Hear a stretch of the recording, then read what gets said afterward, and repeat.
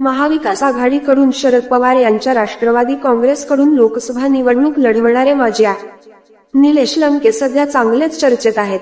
वास्तविक दिग्गज समजले जाणारे विखे परिवारातील विद्यमान सुजय विखे यांच्या विरोधात निलेश लंके यांनी आव्हान उभे केले आहे. नुकतेच त्यांच्या स्वाभिमान जनसंवाद यात्रेची सुरुवात मोहटादेवी गडावरून सुरू झाली असून यात्रा अजूनही पाथर्डी, शेवगाव तालुक्यात आहे.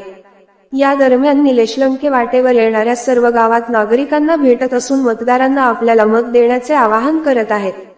पाथर्डी तालुक्यात लंके यांचा जास्त जनसंपर्क मानला जातो.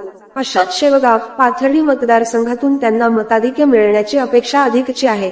अशात तिसगाव येथे निलेश लंके यांच्याकडून मतदारांच्या भेटीगाठीचे जनसंवाद यात्रेच्या निमित्ताने आयोजन करण्यात आले होते. या निमित्ताने चौक सभेचे देखील नियोजन होते, परंतु चौक सभेचे नियोजन न झाल्यामुळे लंके यांनी आपल्या स्थानिक कार्यकर्त्यांवर नाराजी व्यक्त करत शिरापूरकडे रवाना झाल्याची चर्चा सुरू झाली आहे. आजच्या दौऱ्यात आमदार प्राजक्त तनपुरे देखील सोबत होते. याचे दिवसभर तिसगावमध्ये चर्चा सुरू असल्याचे बोलले जाते. काही डिजिटल माध्यमातून तशा बातम्याही प्रसिद्ध झाल्या असून निलेश लंके नागरिकांशी संवाद साधल्यानंतर मोटारसायकलवरून पुढील ठिकाणी रवाना होताना व्हिडिओ प्रसिद्ध झाले आहेत. याबाबत काही स्थानिकांकडून दौऱ्यात पुढील ठिकाणी पोहोचण्याचा उशीर होत असल्याने लंके यांची यात्रा तिसगाव मधून पुढे गेली अशी माहिती सांगण्यात आली. वेळेवर पोहोचता यावे आणि वाटेत दिसेल त्याला भेटता म्हणून लंके आणि तनपुरे यांनी मोटारसायकलवर प्रवास केला असे सांगण्यात आले.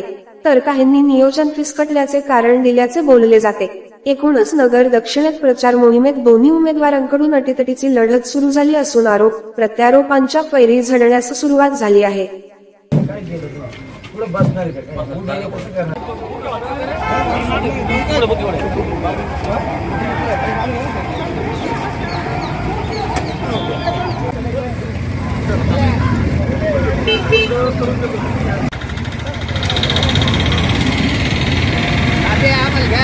हाँ